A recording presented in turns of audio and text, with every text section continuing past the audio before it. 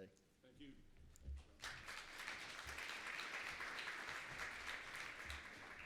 Okay, so the first assignment is I got to figure out how I advance my slides and how I call them up. Do I just call that out to you guys?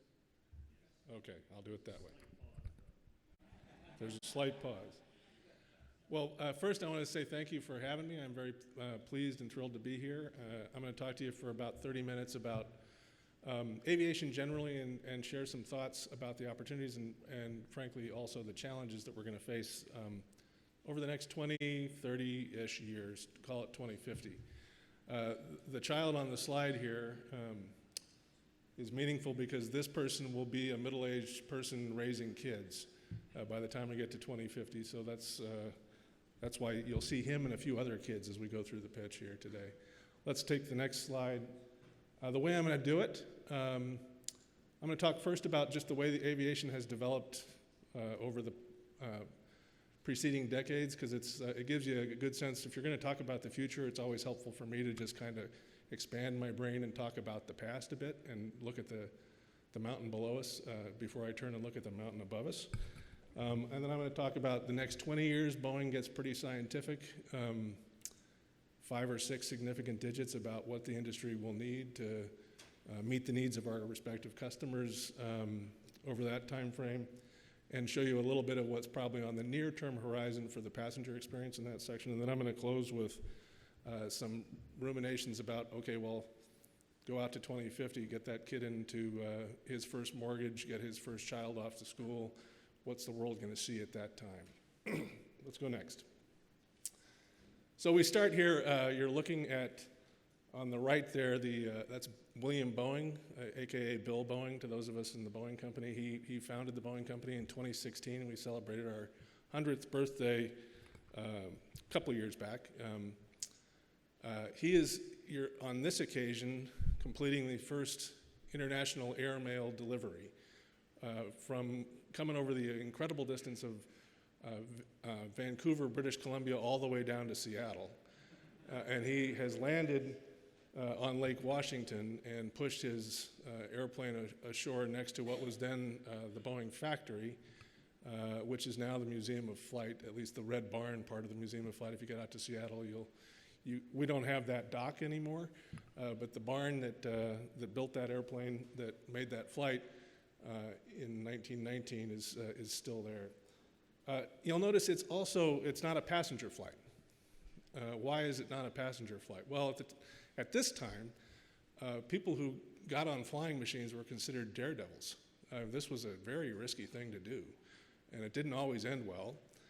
There was no FAA giving you waypoints or guidance. You had to fly.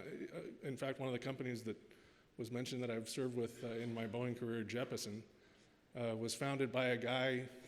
I'll talk a bit more about him on the next page, but he was so interested in staying alive that he wrote in a little notebook, okay, I'm going to fly along this railway till the mountain, then I'm going to turn left and point at the second mountain peak and fly for 10 minutes. That eventually becomes Jeppesen's navigation data business, so that we can all fly safely. So this was a really dangerous business in 1919, something that crazy people did, and Bill was one of those crazy people, thank goodness. Let's go with the next slide. The woman on the right-hand side is a reporter named Jane Eads. She has just completed in this photograph the first transcontinental flight on what was then called Boeing Air Transportation Services. So you're looking at really the first person who made it, left to right or right. She went to San Francisco, so I guess that's right to left across the United States. Where on earth did she sit? I don't know if you can see it, but if you go between the pylons, the wings, you can see there's a tiny little window. And she would have been tucked in there in those heels and that fancy coat behind the engine for I don't know how many hops that would have been. They didn't have the range to do it in one shot, and it was certainly a lot longer journey in those days. But she went up and down with that nice pilot and arrived in San Francisco in, I think it's 1927, the first transcontinental passenger. Now, Boeing Air Transport Services, obviously, those of you who know, Boeing was pretty, again, early days in the industry.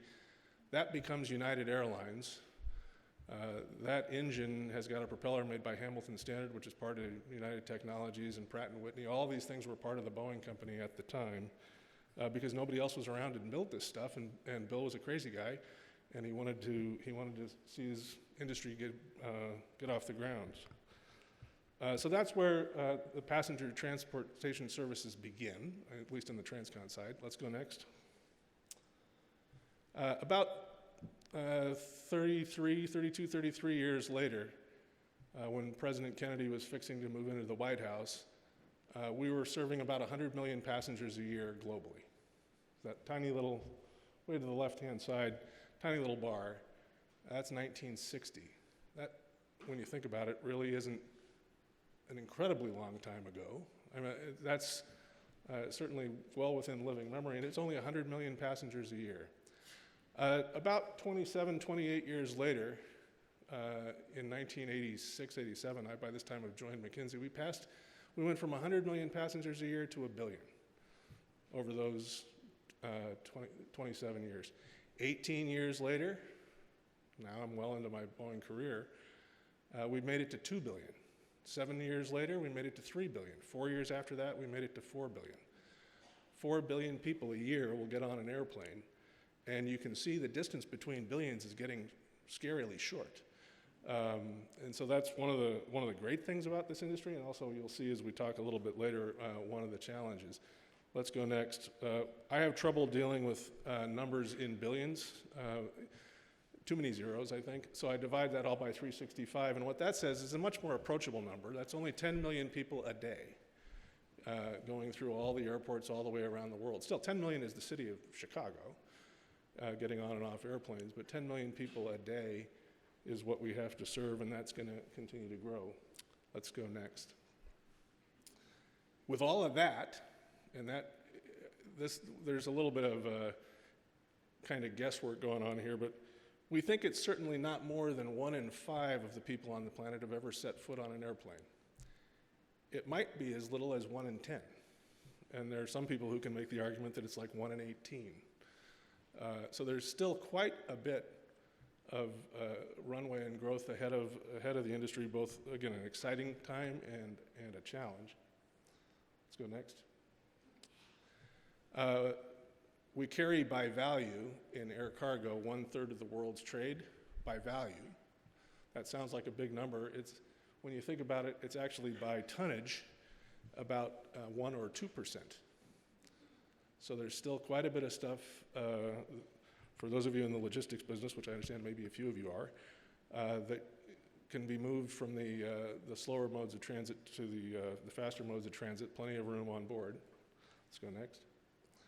With all that, though, over that time frame, and I'm just bringing you up to the first 90 years, it's clear that aviation has become central to the movement of goods and people around the world. I think next I'm going to talk a bit about, next chart please, about I said before we get pretty scientific over the next 20 years. That's not just because we're geeks, although I think we are. It's because this is the time frame when Boeing makes investments, and so our best understanding of what is the world going to need, and what is it going to look like, and how big does it have to be, and what are passengers going to want, and what do we need to provide for? All of those things take place in the next 20 years, and so we have a really well-developed muscle for projecting what the industry needs over 20 years. We're not particularly good year over year, but if you score us 20 years back all the time, we're usually pretty close. Let's go next. As an industry, we are a multiple of GDP, so you look at the globe, and the globe we think will grow something on the order of 2.8, 3-ish% per annum on an economic activity output basis. That translates to passengers will grow around 4%, cargo will grow a little quicker than that, and passenger traffic measured, you guys would all know this, revenue passenger kilometers, RPKs as we call them. That's a person sitting in a seat traveling a kilometer. That gets into trillions really quick, so I'll need an aide, or possibly someone will pop up with a decoder ring from the front table for me. But that'll grow at about 4.7%. Those numbers in and of themselves don't sound very big or exciting, but when you compound them over 20 years, next chart, please. it turns into this, and there are people in Seattle who want me to quote this number correctly, so it's 41,030 airplanes. So we have 5 significant digits in this estimate at a list price of about $6 trillion. Now we're back into trillions. 41,000 airplanes. I'm not going to overly geek out on this page. This chart is one of the ones that gets rolled out every year around air show time in Farnborough or Paris, and is intensively dissected. I don't think I'm going to do that for this audience, but I will point out, without doing the math, those bars at the bottom, for this audience, the most important thing about those bars at the bottom is the kinds of airplanes we're flying in, by which I mean the size of each airplane, isn't probably going to change very much over the 20-year time frame. So for those of you who would love to see us fly in bigger airplanes, probably not going to change. The place where you see a big airplane is probably going to still be the place where you see a big airplane. Things like the 737 that you see all over the place, that's probably going to be about the same percentage of the fleet. So I don't think you'll see anything, at least in this time frame, that dramatically changes the size of the tube that you are flying in. The efficiency of them, sure, lots of things will change. But that fundamental parameter, that'll all still be pretty much as you see it today. I'll, over the next couple slides, make a couple observations about what you might see inside the plane over that time frame. Let's go next. So what will follow here is a few things that are on our drawing boards for cabin experience. So this one's the welcome wall. I'm not exactly sure how it does this trick. I'm not in the cabin business. But it somehow, I presume, through a chip in your boarding pass, would be my guess. It knows who you are. It welcomes you aboard. It tells you that your bags made it onto the flight, introduces you to your crew, and if you're really, a rookie at this, tells you how to find your seat. That's a welcome wall at the door of a greeting door of what looks like a 787. Let's go next. I don't know exactly what the motivator for this product is, other than it's just really cool. We're going to relieve the captain of the obligation of telling you that you're flying by Mount Fuji, and your window will tell you instead. And you'll be able to read about passing points of interest down below, or not. I expect it's got an off button, but I think that's pretty cool. I don't know what the captains will do with their spare time. Let's go next. This one kind of worries me a little bit.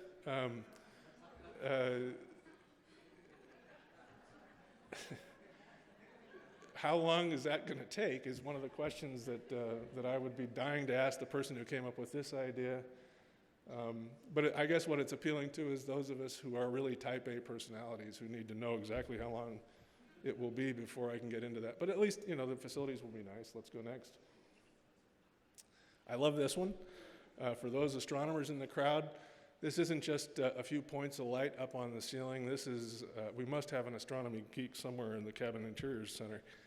He wants to be able to follow the constellations real time as the airplane flies. So the stars will move around and the constellations will be named. So that you'll be able to, bone up on where is the Big Dipper as you make it across the states. Let's go next. Another thing you're going to see inside the cabins of airplanes, if you have the God's eye view, is a different demographic, and it's driven by this. If you dig down into where in the world does the world grow, growth is fastest in, no shock here, no surprise, emerging markets, Asia, the Middle East. Growth in the aviation business will be fastest in those places. And then when you go next slide, you translate that to who do you see sitting in the cabin of a Boeing airplane.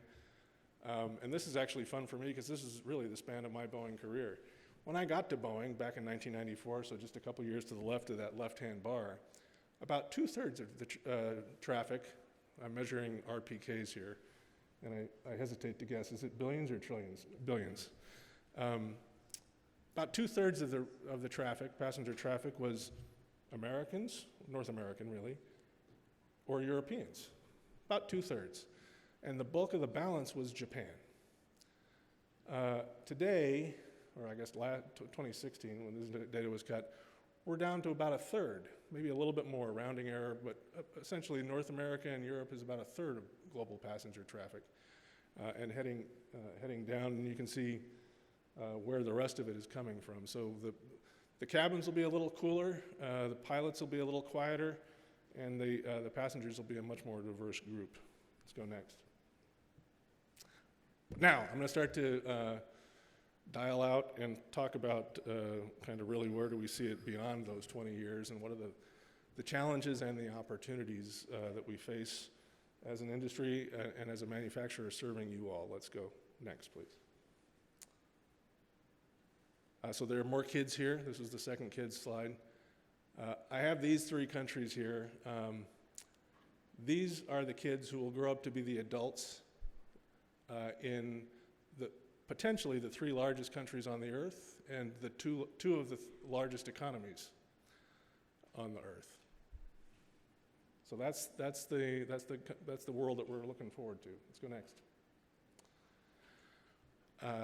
This number is kind of mind-boggling, but it drives a lot of the growth we saw on the prior page. Over that time scale, 350 million new households on the global scale, so we're now talking a billion-ish, 1.2 billion people, will enter the middle class. Why do I care about that? That's the people who sit in these seats. We don't have 350 million households, we don't have 350 million people in the United States. 350 million households will join the class that consumes your services. Let's go next. And a lot of us, I think we're just shy of about half of the population living in urban areas. 2/3 of us by that time will be living in major urban centers. That will be both, again, an opportunity, because what do airplanes do? They fly from big cities to other big cities. I think last year, I might get this number slightly wrong, but one of our new airplanes, the 787, flies really long distances, and it's smaller than other long distance airplanes, so it makes it possible for service to open up between not huge cities, but smaller cities that are further away. That'll happen in spades in the future. You won't be flying from St. Louis to New York to catch a flight to London to fly on to someplace in Europe. You'll fly from Louisville, Kentucky to Dresden. So networks will diversify and serve these cities, but there'll be some challenges with this as well. Let's go next. The one thing you can take to the bank in all of this, in my conversation about 2050, is that we will be older, those of us that are still here. So that is a rock solid prediction. And I think I've made the case about diversity and connectivity. I didn't make the point when I was on the page, but 1996, 1994, when I joined the Boeing company, I had never seen the World Wide Web or the internet, and I had never received an email. And so here we are just a short span of time later. Think of 30 years hence, we're going to be connected in ways that will be completely different from, forget the past, but anything we can even currently imagine. Let's go next. So that's a passenger we need to serve. Next, please. No offense intended, but when you start to have as many people as we're going to have flowing through, we add 1 billion every couple of years in the future. When you have this many people moving through that infrastructure, it can get a little congested. And so that's going to continue to happen, and we've got to design ways, and continue to design ways, I should say, to make this easier for all of us to transit. Why does Boeing care about that? Well, I think if you take a flight, sort of a standard 2-hour segment, so I'll use sort of Seattle, San Francisco, probably about 1/3 of the time, point to point, you're in the air. Probably the other 2/3 is getting there, getting in, getting on, getting off, getting out, going to where you're going. So that's going to get just a lot tougher, particularly when those cities get bigger and bigger. Let's go next. And it's not just tough on us, it's tough on the planet. These days in Washington, D.C., I guess depending on which side of the aisle you come from, I'm either talking about global warming or a Chinese hoax. But airplanes do emit pollution into the air and doubling the fleet in 20 years, much less what we're going to be talking about by 2050. We're going to have to do something to help the planet out. The industry has committed to, the industry at the International Civil Aviation Organization, ICAO. ICAO has committed to carbon neutral growth by 2020. That is, which, as traffic grows, no more carbon goes into the air. They made these commitments back, I think, in 2008. By 2020, we had to get to carbon neutral, and by 2050, we have to produce half as much carbon as we produced in 2010. That's the commitment ICAO made, so that we take this very seriously because, again, lots of airplanes, we need to be thinking about sustainability. Next. So the question, the next couple slides, how are we going to make it possible for those 1 in 5 or 4 in 5 or 9 in 10 who haven't gotten into the gig to come join us in the air? That's one question. And then the next is the question for the rest of us, and how are we going to make it easy for us? And really the answer could have been written by Bill Boeing himself over the next couple slides. We're going to do that by next. Fundamentally changing the ecosystem and the economics of aviation. We've been doing it for 90 years, and we'll keep doing it for the next 20, 30, you name it, in order to, on the next page, make flying safe, attainable, sustainable, and efficient. And so what are the things that we focus on out of all of those trends? I'm going to talk you through 5. And then I think I'll stop after that, and we'll take some questions. Five big areas of focus for the Boeing company as we look out to that time frame. Next chart. The first one is around those 4 and 5 or 9 and 10. Aviation tends to, like trade, tends to lift folks out of poverty. So we're thinking pretty hard about, we've got this metal tube and wing, or now composite plastic tube and wing thing down, but those are fairly expensive assets. They require fairly big infrastructure, and generally get operated by fairly wealthy people flying to and from fairly wealthy places. What does it look like for people who haven't flown, who are in different parts of the world, who don't have that infrastructure to fly? So we've got a lot of folks scratching their heads on what might that vehicle be. So watch this space. Go next. Low stress travel. Sounds nice. We're always focused on this. One of the things that I find really cool about the 87, the new airplane 787, and this is something that, unless again you're a geek, you don't really know these things. We pressurize the cabin on the 787 to a lower altitude. Well, why would you care?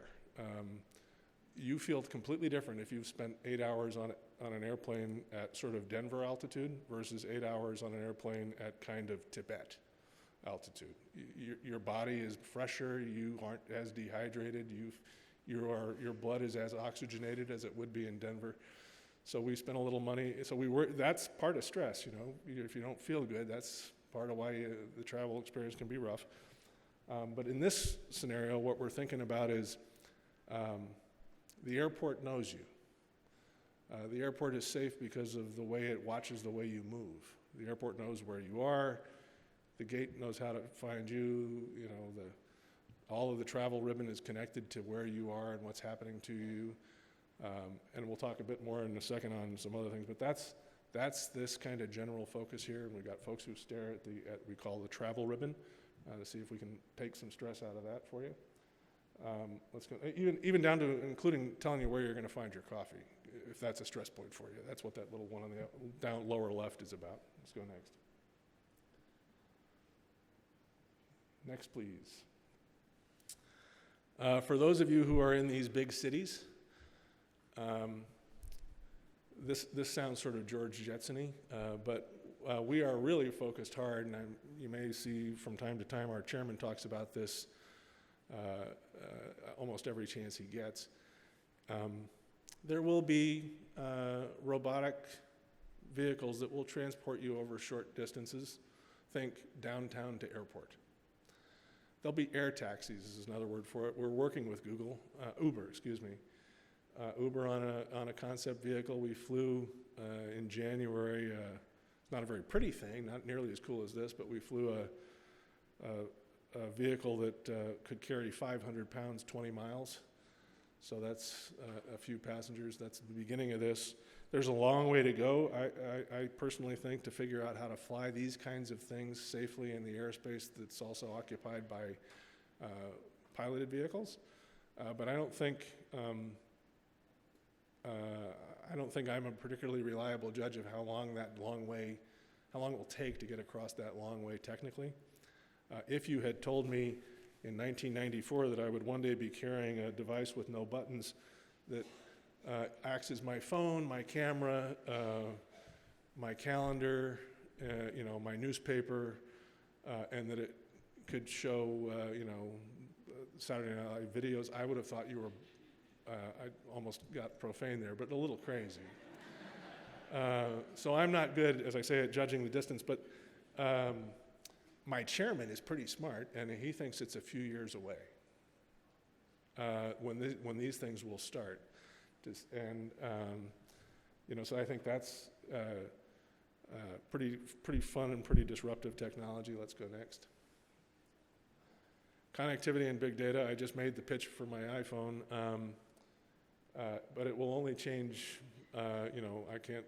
Whether it's Moore's law or whichever multiple you want to use, it will be even more dramatic by 2050. It will be an expectation and maybe even a medical necessity to be in contact with the information that the world has around you by that time. And we've got to find ways to leverage that and to apply it to all of these quote-unquote pain points and challenges. A couple that are near and dear to my heart. You heard in my intro that I worked for maintenance optimization for a few years when I was living in Denver. As great as these airplanes are, they are not without their flaws. Has anybody ever been on board an airplane and you notice you're not pushing back and the captain comes on board and says he has a mechanical problem? Anybody? Has that ever happened? Yeah, they're not perfect, but there's no reason they can't be. Because what happened in that particular occasion when you got on board, not to say that they'll never break, but that kind of unplanned maintenance event can be predicted. It's just a matter of application of systems engineering and data to define precursors that would enable the airline, because the airline rolled out the airplane not with the expectation that you were going to board and then they were going to discover it was broken, right? That was not what they had in mind. What they have in mind is when they roll out an airplane, it's good to go. And most of the time it is, thank God, but the few times that it isn't, it's often enough. The 37 that you've seen a few times, probably the most reliable, quote unquote, technical dispatch reliability airplane in the world. 99.7% of the time it'll get off the gate when it shows up at the gate. But that's not 100, and that doesn't take into account the amount of time that the airplane wasn't ready to go to the gate. So I think by the time we're done applying big data to just that one little maintenance problem, that'll contribute to the stress reduction that we're looking for. The other one that I did go back after our conversation and talk to some of my buddies about weather. In this time frame, it would be reasonable to expect that the airline will know long before you whether your flight's not going to get there or whether your flight should even take off. And you'll be able to adjust, and they'll be able to adjust with you, so you won't have snowmageddon events in Boston and people trapped on runways and ramps. That should all go away because, with more data and application to weather science models, airline operations should be able to pick that stuff off before it happens. So a lot less disruption through the application of this. And then when you get on board your airplane, one of the parts of my Boeing career, I was a connection by Boeing person. For those of you who are old connectivity folks, 2003 was the first year of an email sent from altitude. That was me too. But by this time, you should expect whatever you expect at home on the airplane, and we should be able to deliver it to you. Let's go next. And then finally, sustainability. Lots of different things we're doing here. Clearly making airplanes lighter, that's part of it. So always looking for new materials. The latest airplanes are made out of plastic, oddly enough. I still remember when my daughter couldn't control laughter because her vision of plastic is a grocery bag. That's obviously not the plastic we use, but lighter airplanes, that'll be good for the planet. Better engines, that'll be good for the planet. Different kinds of engines. We have a venture capital unit sort of that has been investing in lots of different kinds of companies, autonomy companies, artificial intelligence companies to make those weird little taxis take you to the airport fly. Also a hybrid electric engine company.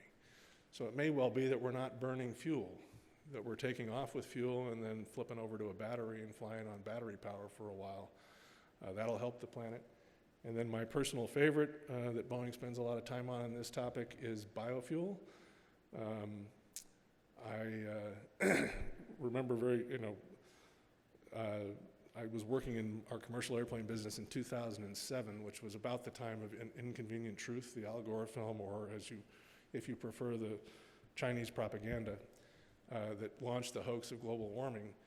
I was with the then CEO of Boeing Commercial Airplanes, and this may be may not be completely appropriate for everyone in the room, but just to make sure I'm not spending too much time on it, show of hands if anybody can call an image of James Dean, the Hollywood actor, to their minds. Okay, you got it? You got him, mind's eye? Is there anything under his left sleeve? He's got a little bit of Marlboro, pack of Marlboro rolled under his left sleeve. And so what the point of that was, the CEO of BCA, Boeing Commercial Airplanes at the time, said, that's like 1958. The coolest person on the planet had a pack of cigarettes under his t-shirt sleeve.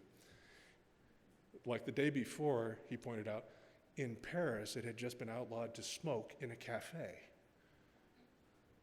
And that's just the space of 50 years. And again, in aerospace, we have to think in 50-year times. He says, if we can't make the airplanes more, friendly to the planet, we'll be out of business. So we launched biofuel activities. At the time, it was kind of laughable, even for me. And even after I got religion on the topic, I thought, well, how on earth are we going to, we use an awful lot of fuel in the aviation industry. How can we do this with anything other than the stuff we suck out of the ground? We launched down the path, and I don't have a photo of it, but we have some really fantastic technology that we're developing over in Abu Dhabi, of all places, where using water you cannot drink on soil you cannot farm, create food and fuel. Now, what's wrong with that? I mean, that's pretty cool stuff. We have some economics challenges, but I think we will get to a place where we have to, as an industry, to get to those ICAO goals. We have got to find a way to put zero carbon fuel or negative carbon fuel, in the case that I just described, into the tanks of the airplanes, or maybe we just don't grow. Because we will be the thing under the sleeve in our kids' mind. This will be an industry that feels dirty somehow. That's something we're going to avoid. That's not the future we seek, and that's not the future we're working on. So next slide. So that's sort of my get off the stage. I think it's an amazingly fun industry to work in. We're all very blessed. We do not just great things for people who go visit kids or grandparents, but the services that we support in this conference. And we're an important part of the way the whole planet operates, so we should all be very proud of it. I hope I've given you a sense of at least what Boeing thinks is coming, and what we are excited about and what we get nervous about as we proceed into the future. So with that, I will pause and take questions. I see microphones. If you're like Boeing people, we tend to like to text our questions to the questioner. I always give priority to people coming to the mic, but I do have a slew of questions here. First one, and this is in the area of low-stress travel, I think. People are getting bigger, and airplane economy seats are getting smaller. What does the future look like for aircraft seat size and legroom? Well, I'm going to give you an answer that whoever asked it will probably find is a bit of a dodge. But I'll try, usually when you're going to do a dodge and try to make it stick, you don't disclose. But airline passenger seats are, you're right, people are getting bigger. That's a natural corollary in most instances of people who are getting older. And again, time moves on, so we all get older. But passenger seats, how far apart they are, how wide they are generally decisions made by the airlines themselves, not by Boeing. We install the seats the airlines buy. That is the end of the dodge. So what is Boeing doing about it? We have a 777 airplane, wonderful airplane, long-haul airplane.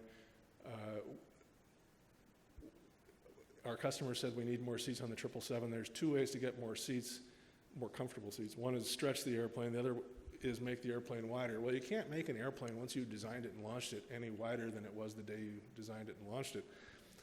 At least that's what I thought. But what you, interestingly, we're making it a little wider by sculpting the structure behind the walls that you don't see, so that we can get you a couple extra inches, which when you divide it across 9 seats is a meaningful improvement in comfort. So there is a bit of that, but unfortunately the airplane tubes are the width they are. One other thing that certainly we think about with new airplanes is cabin width, obviously, when we design a new airplane.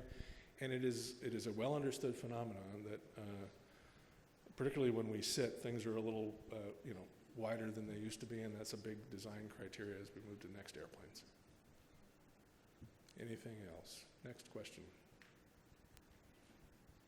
On your slide with the stress points, are there specific things Boeing or other aircraft manufacturers are doing that kind of take on those off-aircraft stress points, mitigate it, remove them?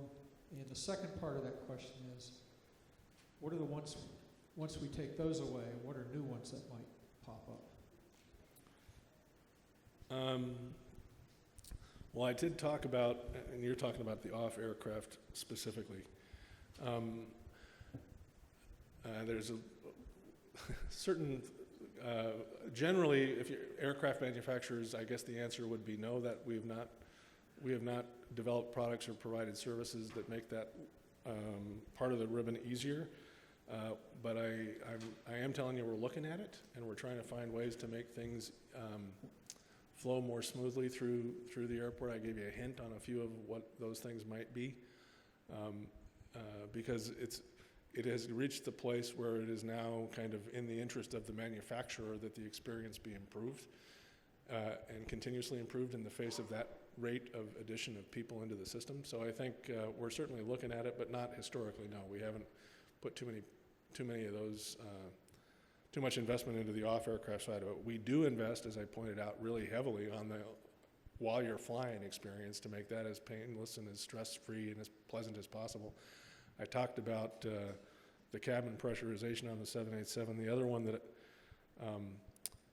a big chunk of investment went into was designing flaps and ailerons that will respond to turbulence faster than humans can, so that you will fly more smoothly. So that takes away, I think one of the big things that flying passengers, particularly on long-haul flights, really dislike is turbulence. And so we've invested a lot of money in making turbulence go away, so keep your blood pressure down, keep you a little happier. So you'll be better hydrated, and you should be more relaxed when you get off a 787. You may not notice, but we spend a lot of money to help make it happen that way. Any other questions, or have I? Given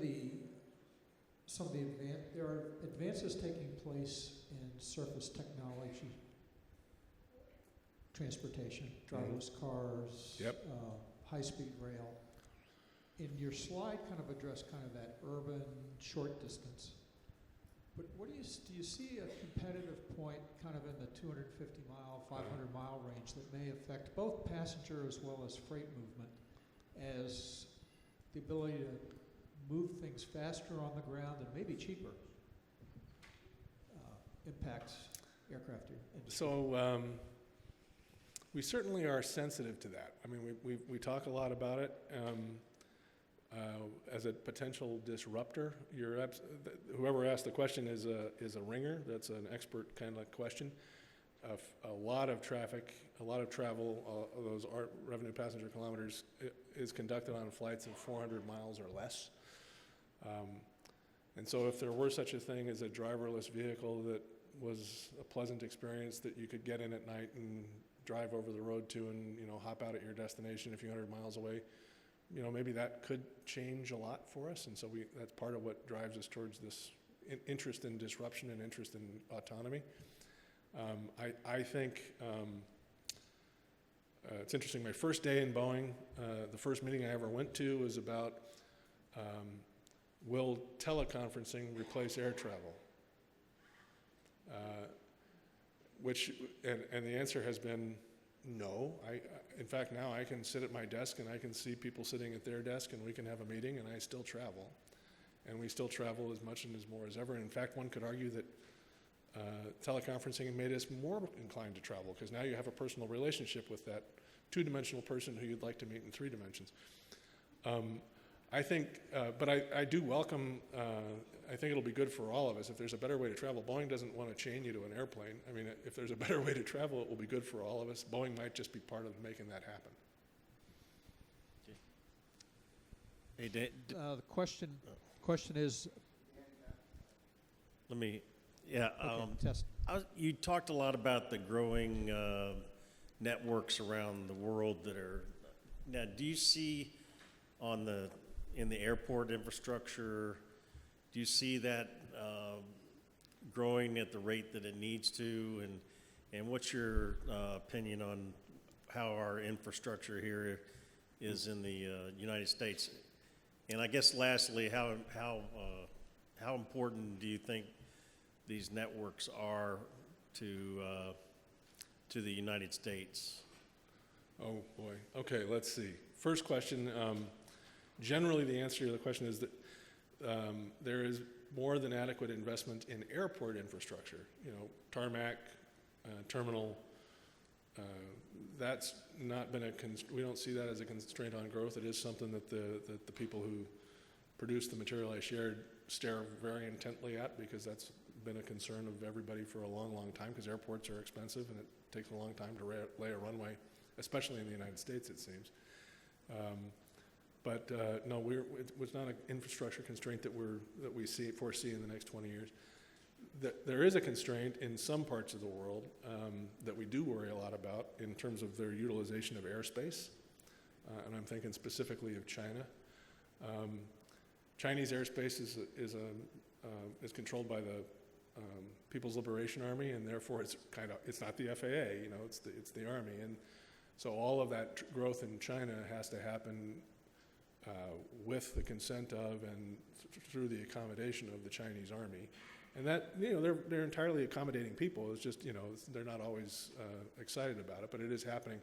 Absent those kinds of airspace liberation, that is a constraint that might pinch the Chinese growth, but they seem to have been able to find their way through it.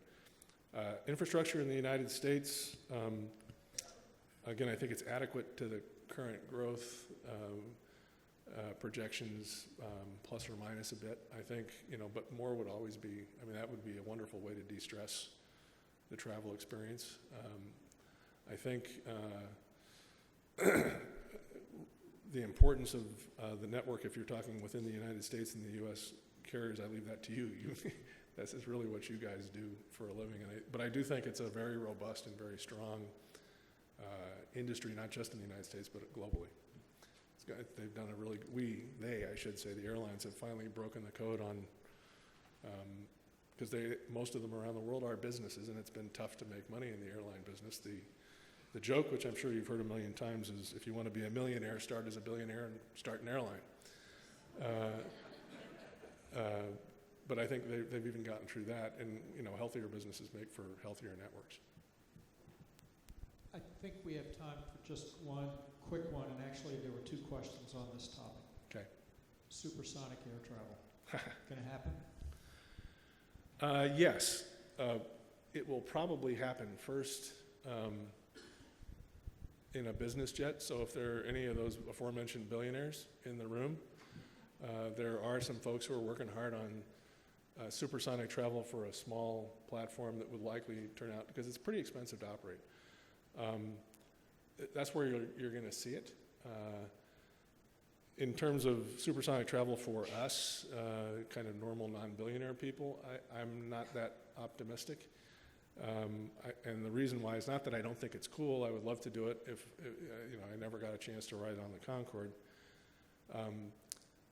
But the technologies that you need to make supersonic travel practical, when you take those technologies and apply them to subsonic travel, you get cheaper, more efficient subsonic airplanes. And that will always be generally always true. And because that's true, airlines that are running businesses will want to move people around subsonically because they'll get more people through for the same dollar they spend. In fact, the 787 that I've talked a lot about today began life as a not supersonic commercial transport, but just barely subsonic. It was going to be a kind of a Mach 9.2, Mach 9.5 kind of airplane. That required a lot of technology, and so we had what was called the reference design that took that technology and applied it to the more standard design with a more standard speed, and the airlines saw the 787 and said, oh yeah, give me one of those. I'll take, I like that airplane. That's the price? Oh yeah, give me 100 of them. So that I think will always stand in the way of supersonic travel for the non-billionaires. But for the business jet, yeah, it'll show. All right, well, I appreciate the opportunity, and thanks very much for listening. I hope I had enjoyed it.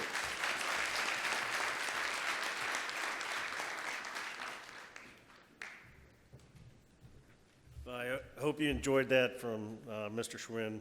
The insights for us are something that we're not able to gain sometimes without being in a forum like this. And I think the other thing is it helps us stretch our minds out, not just in aviation, but in other areas that we need to be thinking about, whether it's personal or in business. So thank you, Sean, very much for joining us this morning.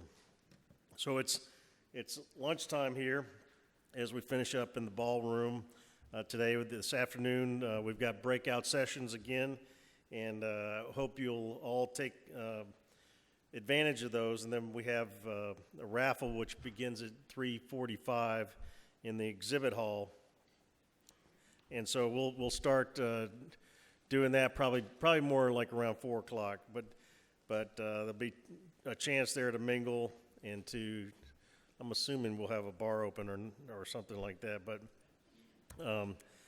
again, to the sponsors and to the exhibitors, we thank you very much. We're very encouraged this year about the Gov Travels Forum, and we hope everybody has a safe journey home. And I do have one announcement to make with regard to the breakout rooms.